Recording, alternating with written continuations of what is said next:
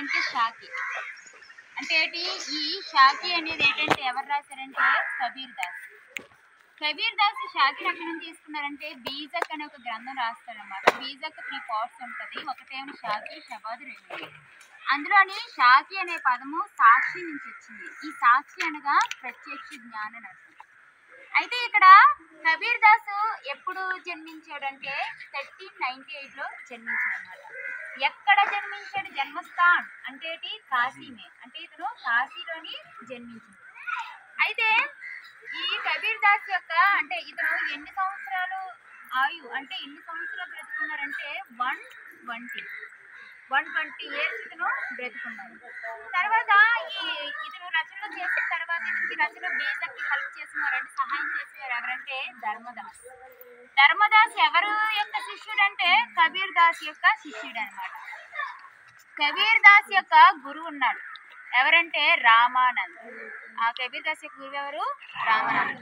అయితే కబీర్ దాస్ యొక్క పత్ని ఎవరంటే లోయి. పత్ని ఎవరు?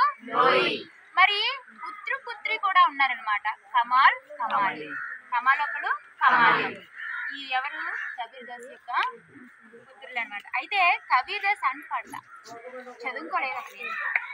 అతను చదువుకోలేదు. ఓన్లీ ఏంటంటే మామూలు మాటల ద్వారా చెప్పేవాడంటే అంటే మాటలు చెప్తూ మాట ద్వారా విన్నవి తప్ప కానీ అతను అయితే నిరక్షరాలు ఏమి కూడా చదువుకోలేదు.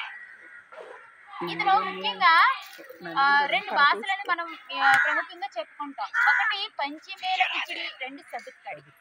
పంచిమేల కిచిడిని శ్యామ్ సుందర్ దాస్ ప్రచారం చేశారు. ఈ పంచిమేల కిచిడి ఎవరు రాశారంటే శ్యామ్ సుందర్ దాస్ ప్రచారం అయితే సదుక్కడి రామచంద్ర శుక్లజీ. ఈ చదువుకొని ఎవరు రాశారంటే రామచంద్ర శుక్లజీ ద్వారా. అంటే కబీర్ దాసు పంచిమేల కిచిడిలోనే గ్రంథాలు రాస్తారని ఎవరు? శ్యామ్ సుందర్ దాస్ చెప్తే కాదు, ఎందులో రాస్తాడు? సదుక్కడిలో రాస్తారని ఎవరు చెప్తున్నారు? రామచంద్ర శుక్లజీ చెప్తున్నారు అన్నమాట. అంటే ఇద్దరు కూడా ఏంటంటే కబీర్ దాస్ కోసమే చెప్పారు.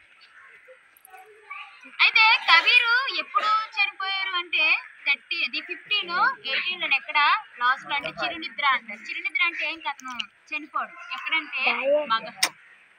ఎక్కడ చనిపోయాడు? మగహర్లోని చనిపోయాడు అన్నమాట. అది కబీర్ దాస్ యొక్క లెసన్ కాదు, అది జస్ట్ కబీర్ దాస్ యొక్క కవిత.